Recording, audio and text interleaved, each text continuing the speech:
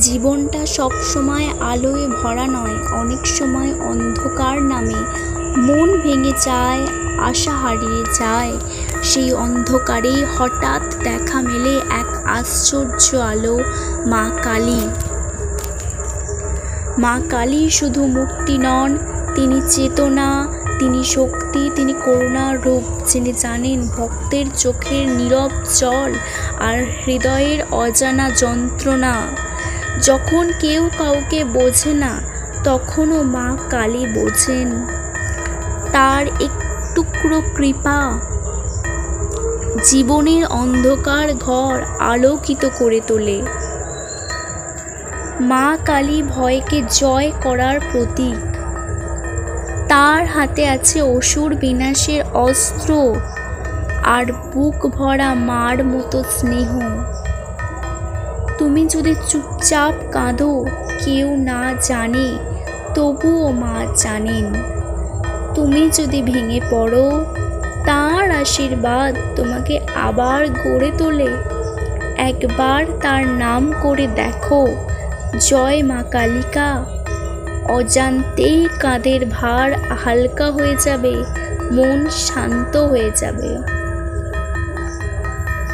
তার কাছে চাওয়ার কিছু নেই, শুধু ডেকে বলো, মা তুমি আছো তো? দেখবে উত্তর আসবে হৃদয়ে, অনুভব জীবনে। যে অন্ধকার জীবন ঢেকে রাখে, মা কালী সেটিকে ছিন্ন করে দেন।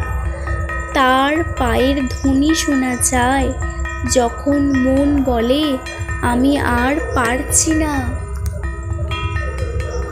মা তখন বলেন, তুমি পারবে, কারণ আমি আছি।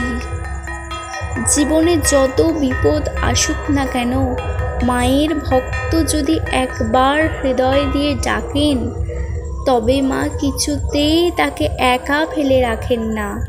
এই বিশ্বাসই আমাদের বাঁচিয়ে রাখে। এই বিশ্বাসই আমাদের অন্ধকার থেকে আলোয় নিয়ে যায়। মা কালী আছেন মানেই আশার আলো আছে, নতুন শুরু আছে। যে মা কালীকে ডাকে, তার জীবনে আলো ফেরে। তার করুণা ছাড়া কেউই এই জীবন যুদ্ধে টিকে থাকতে পারে না। মা আছেন তাই আমরা সাহস পাই, মা আছেন তাই আমরা বাঁচি। জয় মা কালিকা, জয় মা কালী।